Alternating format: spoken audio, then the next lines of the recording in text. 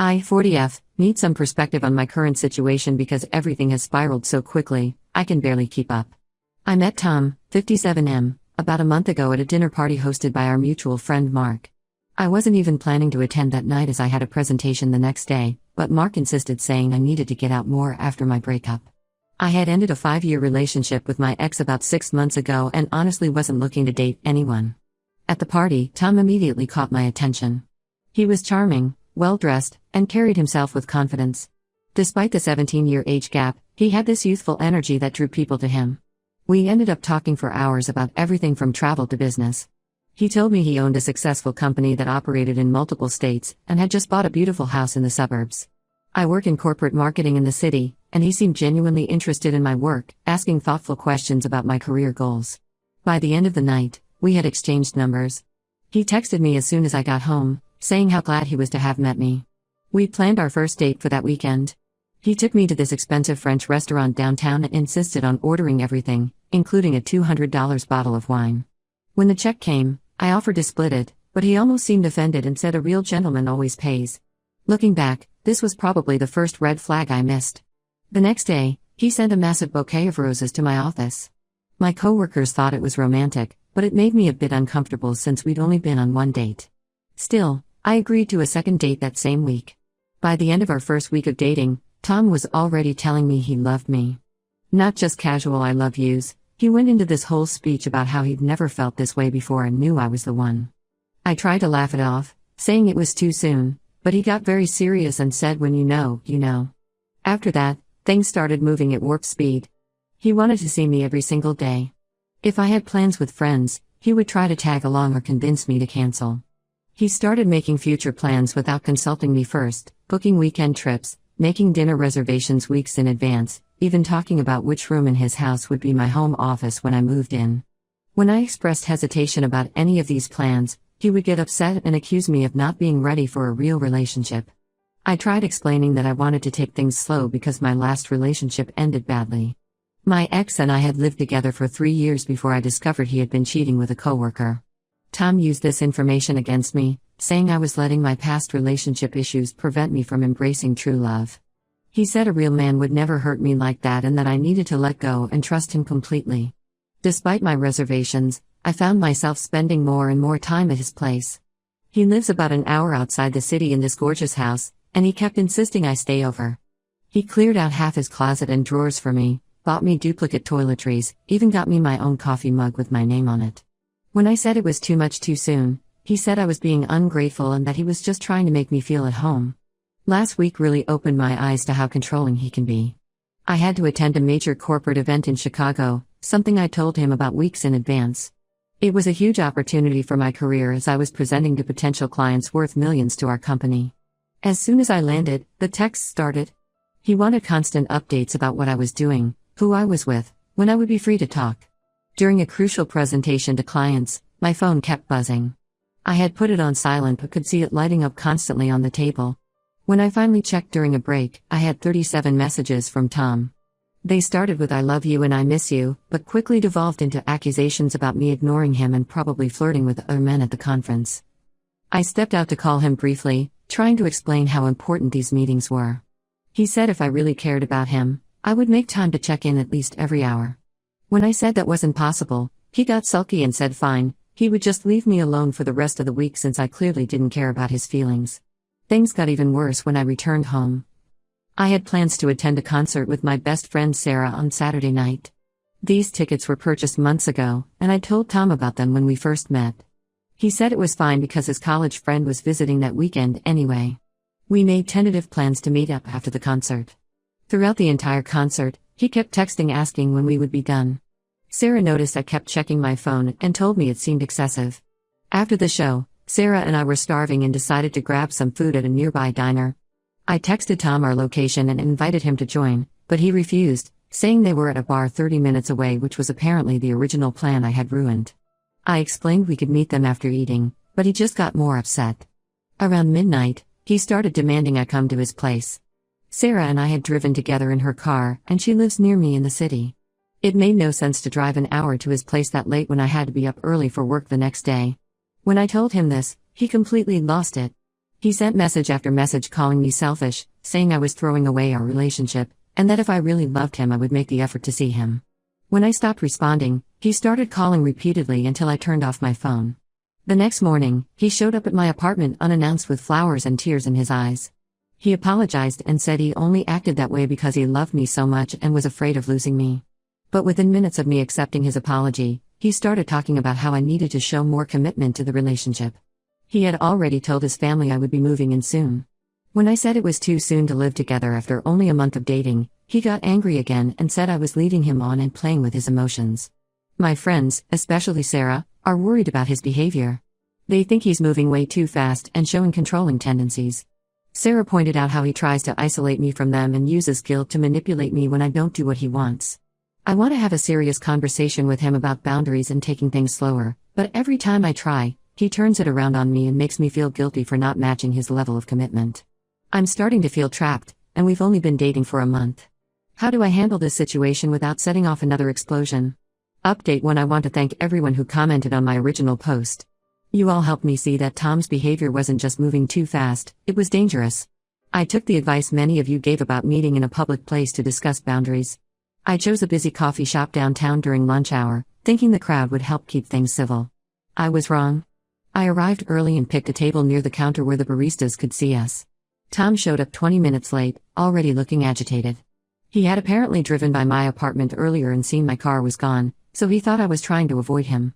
I hadn't told him which coffee shop we were meeting at until an hour before, because lately I'd had this uneasy feeling about sharing my plans with him. I tried to start the conversation calmly. I had even written down points I wanted to discuss, trying to be fair but firm.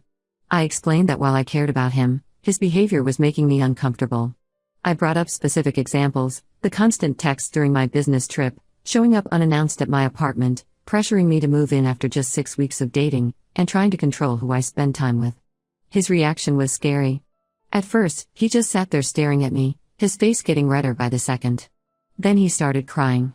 Not quiet tears, but loud, dramatic sobbing that made everyone in the coffee shop turn and stare. He kept saying I was breaking his heart and that he couldn't believe I was doing this to him.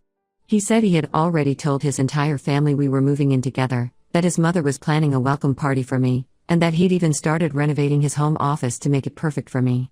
When I tried to explain that making these plans without consulting me was part of the problem, he suddenly switched from crying to anger. His whole demeanor changed. He accused me of seeing someone else, demanding to know who it was. Was it someone from work? Was it Mark who introduced us? He said my ex must have contacted me again. When I denied this, he called me a liar and said women my age should be grateful that a successful man like him wanted to take care of them. The situation escalated when I tried to leave. He grabbed my arm hard enough to leave marks and said we weren't done talking. A young barista noticed and came over to ask if everything was okay. I used this interruption to pull away from Tom and head for the door, but he followed me, still causing a scene. I thought that would be the end of it, but I was so wrong.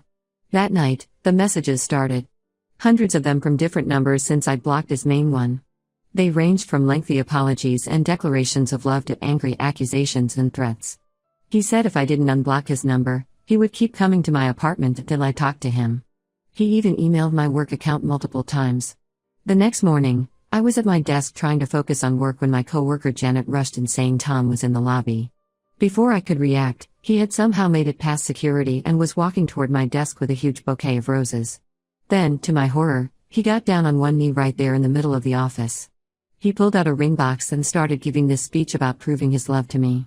My coworkers were recording it, probably thinking it was some romantic gesture. I was mortified and quickly pulled him aside to an empty conference room, telling him this was completely inappropriate. He said I had forced him to do this by ignoring his messages. When I firmly told him to leave, he refused, saying he would wait all day if he had to. He ended up sitting in the parking lot for hours. Janet and 2 other coworkers had to form a group to escort me to my car.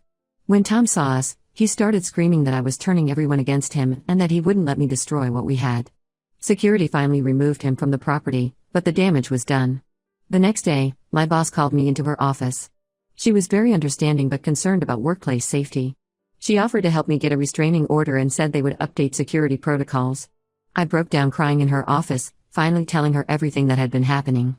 Our mutual friend Mark called me that evening with disturbing news.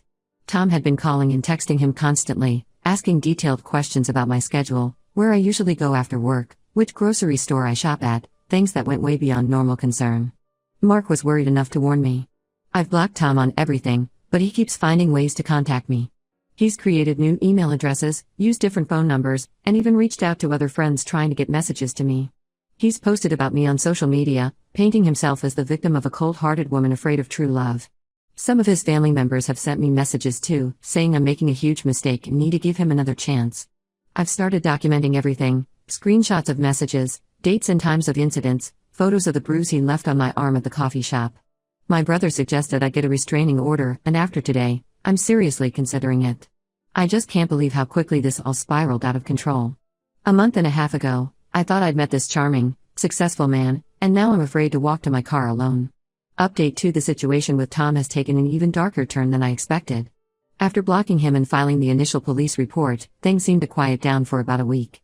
I started to feel somewhat normal again, though I was still being cautious. Then strange things began happening around my apartment. At first, it was small things I could almost convince myself I was imagining. My welcome mat would be slightly askew when I got home from work. The newspaper would be in a different spot than where it was delivered. One morning, I found my recycling bin had been moved from the left side of my steps to the right. I started taking photos of how I left things before leaving for work, just to prove to myself I wasn't being paranoid. Then last Monday, I found a bouquet of red roses on my car, the exact same kind Tom had brought to my office during his proposal stunt. There was no note, but I knew they were from him. That same evening, I noticed a car similar to his parked down the street. When I took my dog out for his last walk, the car was gone, but I had this horrible feeling of being watched.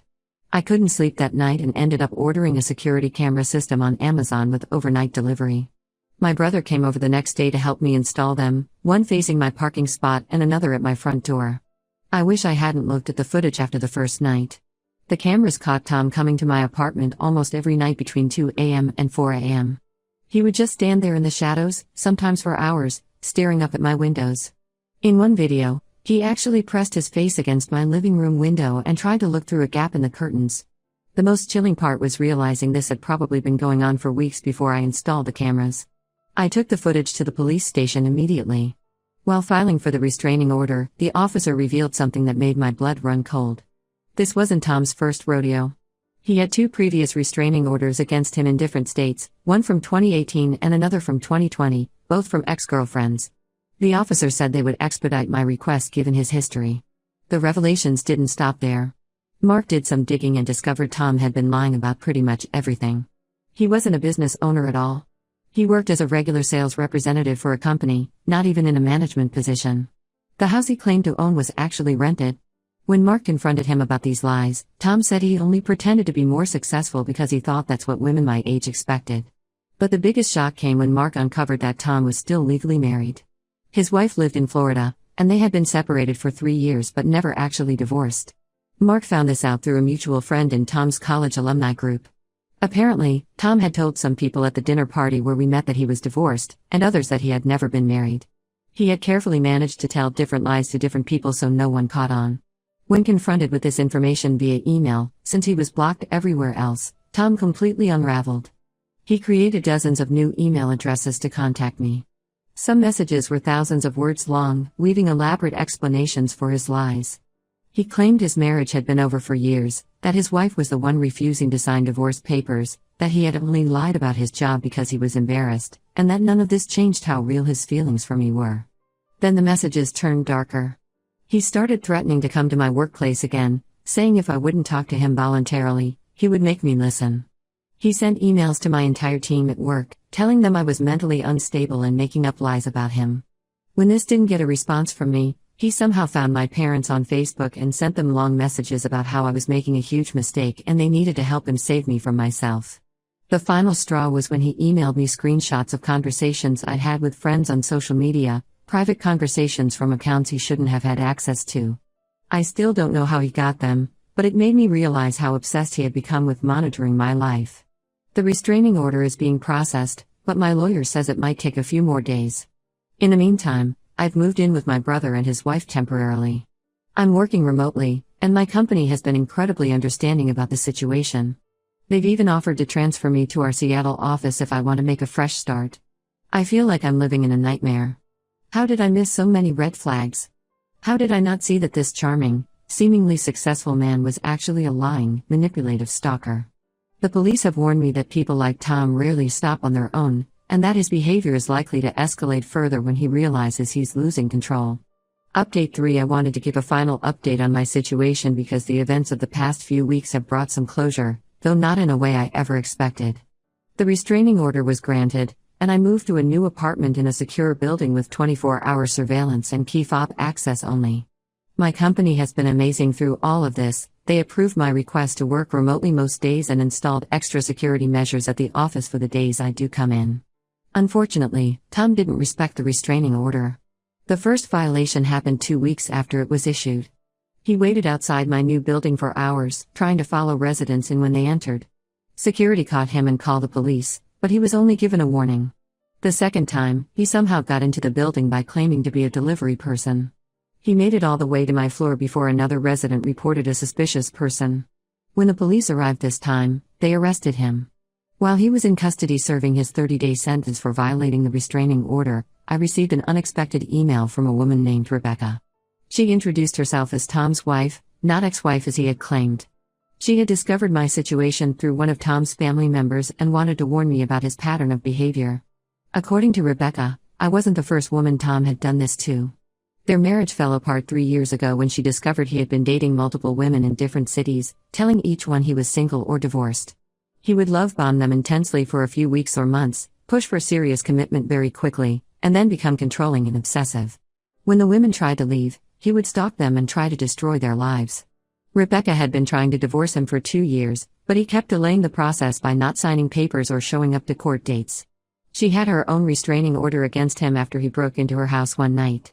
She sent me copies of police reports and court documents showing a clear pattern of escalating behavior over the years. The most disturbing part was learning about what happened to the last woman he dated before me. She had to move to another state and change her name after Tom kept showing up at her workplace and harassing her family. Rebecca warned me that Tom seems to get more dangerous with each relationship, and that his current jail time probably won't stop him for long. I took this information to my lawyer and the police. They're building a stronger case against him now, especially since this shows a clear pattern of escalating stalking behavior across multiple states. My lawyer thinks we might be able to get a longer-term protective order when he's released. I've moved again, this time taking my company's offer to transfer to their Seattle office. I didn't tell anyone except my immediate family where I was going. I changed my phone number, deleted all my social media accounts, and created new ones under a different name. My brother helped me sweep my devices for any tracking software Tom might have installed. The whole experience has left me with anxiety and trust issues I never had before. I jump at unexpected noises and constantly look over my shoulder. But I'm also stronger than I was 3 months ago. I've learned to trust my instincts when something feels off, no matter how charming someone might seem at first. I'm sharing this final update not just for closure, but as a warning to others. Love bombing and pushing for quick commitment aren't romantic, they're red flags. I wish I had seen them sooner, but I'm grateful I got out when I did. The police told me these situations often end in violence if not stopped early. I'm safe now, rebuilding my life in a new city and focusing on healing. Thank you to everyone who supported me through this nightmare. Your advice and encouragement helped me find the strength to get out of a dangerous situation before it was too late.